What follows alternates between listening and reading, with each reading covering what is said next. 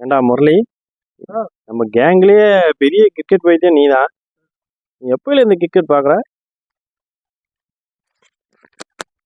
நானா ஒரு 2002லேருந்து சொல்லலாம். கரெக்டாக சொல்லணும்னா எங்கள் அப்பா அப்பதான் பழக்கப்படுத்தி விட்டாரு கிரிக்கெட்டும் ஃபுட்பாலும் பார்க்கறதுக்கு. அப்பையிலேருந்து கிரிக்கெட் ஓடிட்டு இருக்குன்னு நினைக்கிறேன். ஃபர்ஸ்ட் வேர்ல்டு கப்பு 2003 இந்த சவுத் ஆப்பிரிக்காவில் நடக்கும்ல.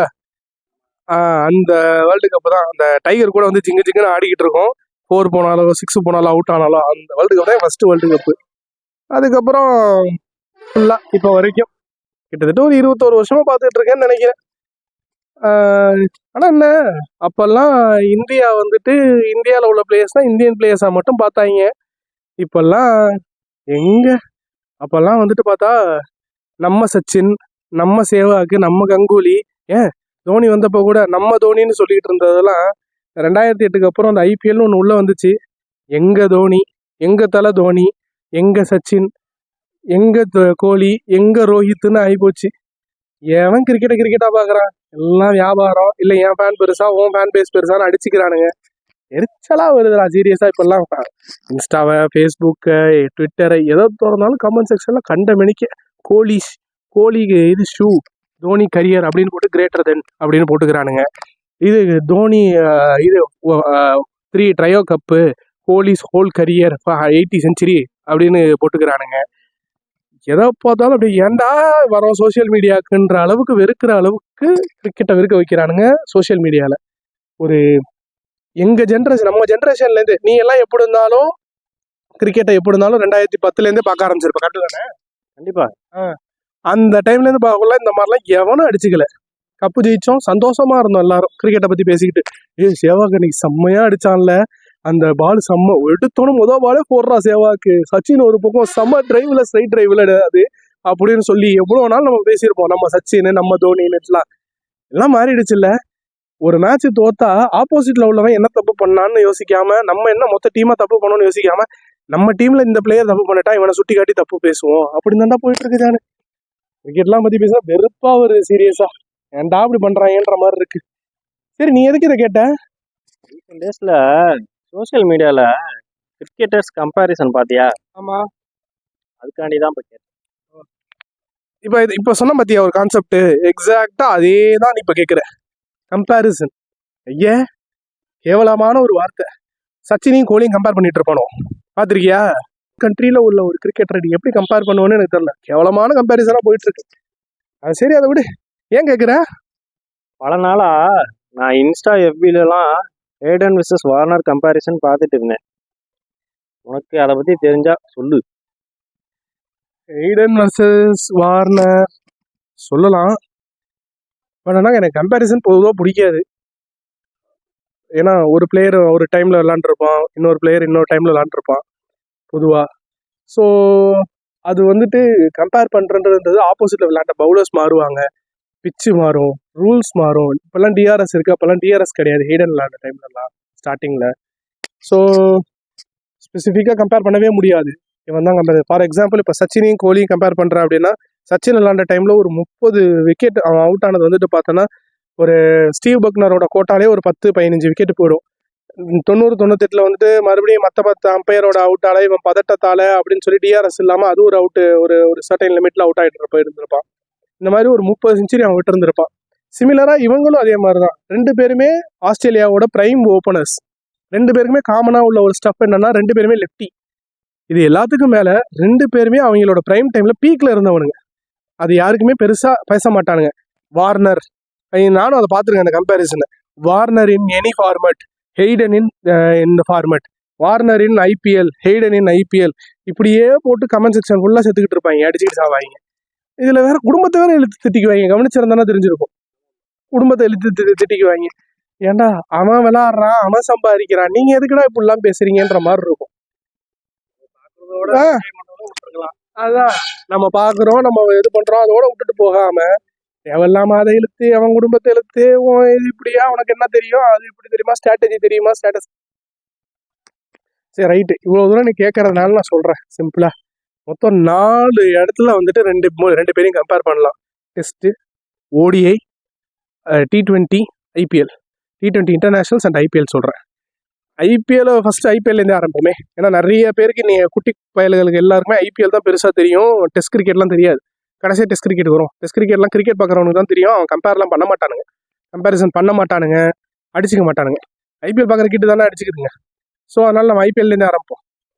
ஐபிஎல்லை பொறுத்த வரைக்கும் டெஃபினட்டாக வார்னர் தான்.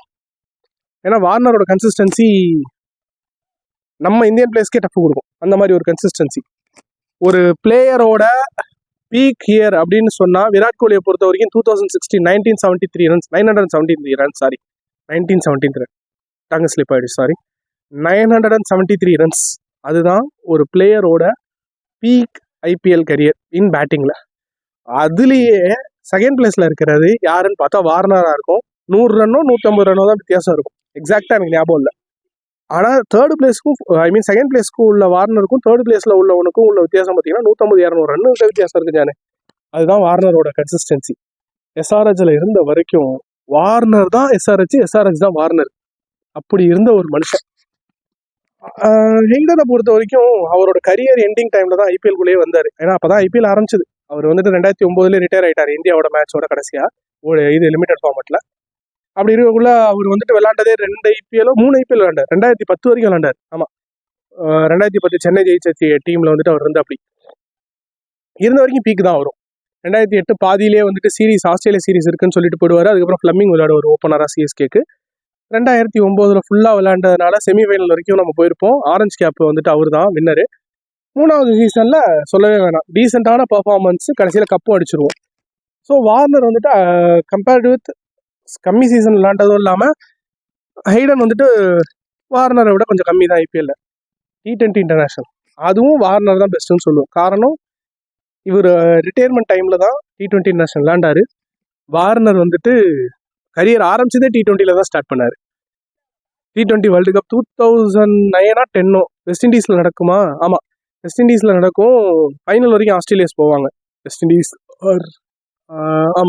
தான் ஃபைனல் வரைக்கும் போவாங்க. ஆஸ்திரேலியா தோத்து போயிடுவாங்க. அதுலலாம் ஒரு பீக்கு அங்கேருந்து தான் ஆரம்பிச்சது. வார்னர்ன்ற ஒரு பெரிய சகாப்தமே அங்கேருந்து ஆரம்பிச்சது. ஆமா ஸோ T20 இன்டர்நேஷனல் அவர் தான். ஒன் டே டெஃபினட்டா ஹெய்டன் தான். காரணம் ஓடிஐ பொறுத்த வரைக்கும் Warner 2015 world cup in Australia நடந்துச்சு. பெருசா ஒன்றும் தெரியவே இல்லையே. வார்னர்ன்ற ஒரு ஜீவன் வந்துட்டு 2015 விளையாண்டது தெரியவே இல்லையே. ஐபிஎல் ரெகுலரா விளையாடுற இந்தியாவில் 2023 நடந்துச்சு. எத்தனை இன்னிங்ஸ் அவர் அடிச்சாரு? பெருசா ஆடவே இல்லை. அப்படியே அங்க போவோம். அதுக்கு முன்னாடி 2019 இன் இங்கிலாந்து ரெகுலரா அவங்க ஆஷஸ் ஆடுற இடம். இங்கிலாந்துலாம் ஆஸ்திரேலியன்ஸ்க்கு பழக்கப்பட்ட ஒரு ஏரியா.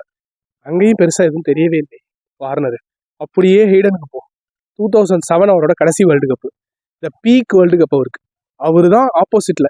அப்கோர்ஸ் ஃபைனல்லையுமே கில்லி வந்துட்டு பெருசா அடிச்சிருப்பாரு. 100 சொச்சம் அடிச்சிருப்பாரு நினைக்கிறேன். இந்த கிளவுஸை கொள்ட்ட கட்டிட்டு குஷன் பால் கட்டுவார்ல அந்த மேட்ச்.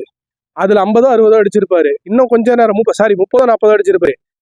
கூட ஒரு 10-15 ரன் அடிச்சிருந்தாருன்னா சச்சினோட ரெக்கார்டு போயிருக்கும். சச்சினோட 6 சம்திங் வருஷம் அந்த லைக்லி அது நல்ல நேரம் அவுட் ஆயிட்டான்னு வச்சுக்கலாமே. சந்தோஷம் தான். யாரு அடிச்சு ஒரு கிரியேட் பண்றோம்னா அது முடிக்கிறது நல்லது தானே வச்சுக்கலாமே. பீக்கான பேட்ஸ்மேன் இவ்வளவுக்கும் ரவுண்ட்ல அவங்களுக்கு நடக்க வெஸ்ட் இண்டீஸ்ல நடந்த ஓடிஐ வேர்ல்டு கப். மனுஷன் எப்படின்னா பொறுமையா விளையாண்டுட்டு இருப்பாரு. ஸ்ட்ரைக் ரேட் ஓடிஐ பொறுத்த வரைக்கும் கில்லி 120 இருப்பாரு. ஒன்ஸ் கில்லி அவுட் ஆனோன்னா ரிக்கி உள்ள ஒரு ரிக்கி பாண்டிங். அப்போ இவர் ஹெய்டன் வந்து இது செட்டில் ஆயிருப்பாரு. கியரை மாத்திட்டு டாப் கியர்ல போய் டப்புன்னு ஆப்போசிட்ல ரித்தம் எடுக்கவே விட மாட்டாங்க டீம்ஸ். அப்படி ஒரு ஆஸ்திரேலியன் டீம் அது. யார் எப்பா பார்த்தாலும் இவனெல்லாம் தோக்கவே மாட்டாங்க, என்னடா டீம் இதுன்ற மாதிரி இருந்த ஒரு டீம். அப்பேற்பட்ட ஆஸ்திரேலியன் டீம் அதோட இருந்திருப்பாருன்னு யோசிச்சுப்பாரு. அதனாலதான் டெஸ்ட் சொல்லவே வேணாம். இப்படி யோசிச்சு பார்த்தாலும் சரி, எங்க சரி டெஸ்ட் வார்னர் இன்னும் ஆஸ்திரேலியால டீசெண்டான பெர்ஃபார்மன்ஸ். அதாவது வெளியில வந்தா 1-2 ஏரியா அங்கங்க சின்ன ஒரு சில சீசன்.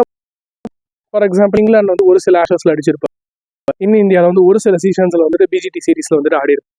ஆனா ஓவரால் சொல்ல போனா வந்து ஸ்பின்னுக்கு ஆப்போசிட்டா 2002லயே போலன்னு வளர்ப்பாரு. நம்ம கன்சிஸ்டன்டா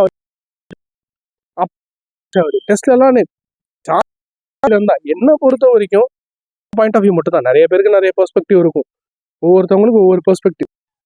அதுல என்னோட பெர்ஸ்பெக்டிவ்ல சொன்னா T20 IPL T20 IPLலாம் சும்மா பர்பஸ்க்காக மட்டும் தான், ஒரு ட்ரூ கிரிக்கெட் கிடையாது. டெஸ்ட் மட்டும் upper hand because okay good மாதிரி சொல்லலாம். பட் வந்து பீஸ் பீஸ் அப்படி சொல்லலாம். எவன் மாட்டலாம் கொஞ்சம் கூட ஈவி கேட்காம எரும மாடு பொல பொல அவன் என்னடா ஃபைனல்லையே கஷ்டப்பட்டு அர்ஜுன் அப்பயே 50 ரன்னும் இருப்பாங்க. கிளி அவர் சிந்து பண்ணி 80 100 வந்துருக்கும். அவுட் அவர் கீப்பிங் கேட்ச்ல வந்துட்டு ஹேடன் அந்த டீம் அவரும் சரி. ஸோ வார்னரையும் ஹேட் கூடாது.